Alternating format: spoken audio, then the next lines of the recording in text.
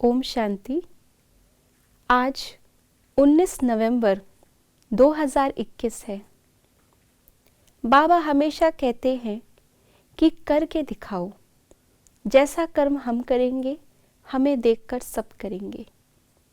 और सबसे पहले बाबा ने इस नियम को अपने ऊपर लागू किया साकार माध्यम से। ब्रह्मा बाबा ने आज जो बातें बाबा हमें बता रहे हैं, भले ही साकार रूप की चली हुई मुरलियों द्वारा या अव्यक्त रूप के महावाक्यों द्वारा, वो सब कुछ ब्रह्मा बाबा ने इतने कम समय में अपने जीवन में धारण किया। तो आइए जानते हैं आज के बाबा के अव्यक्त इशारे।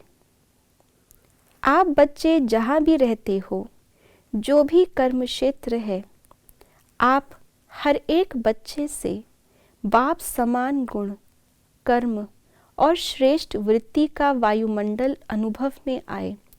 यही है बाप समान बनना।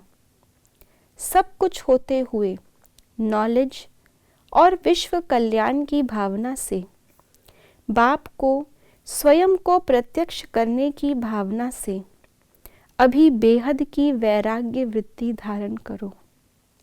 जिस प्रकार से बाबा ने अपने कर्म भूमि को सबसे महान तीर्थ बना दिया, अभी भी जब मधुबन जाते हैं तो भले ही बाबा अव्यक्त रूप में अनुभव कराते हैं, लेकिन मधुबन अभी भी बाबा के साकार वाइब्रेशंस का अनुभव कराता है।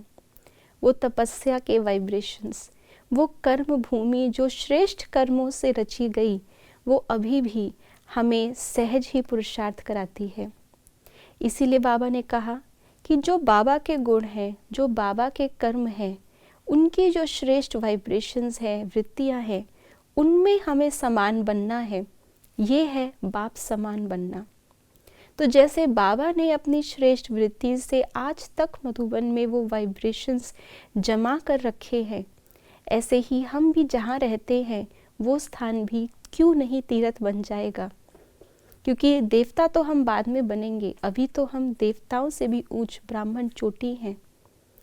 दूसरी बात जो बाबा ने कही कि नॉलेज के आधार से, यानी कि नॉलेज हमें परख शक्ति देती है कि किस आत्मा को किस चीज़ की आवश्यकता है, और वो नॉलेज के आधार से परखते हुए पूरे विश्व को देने के भावना से, दातापन से, विश्व कल्याण की भावना से हम जब भी अपने श्रेष्ठ वृत्ति में, अपनी श्रेष्ठ स्थिति में स्थित होंगे, तो अपने आप वायुमंडल को शक्तिशाली बनाने की सेवा हम कर सकते हैं।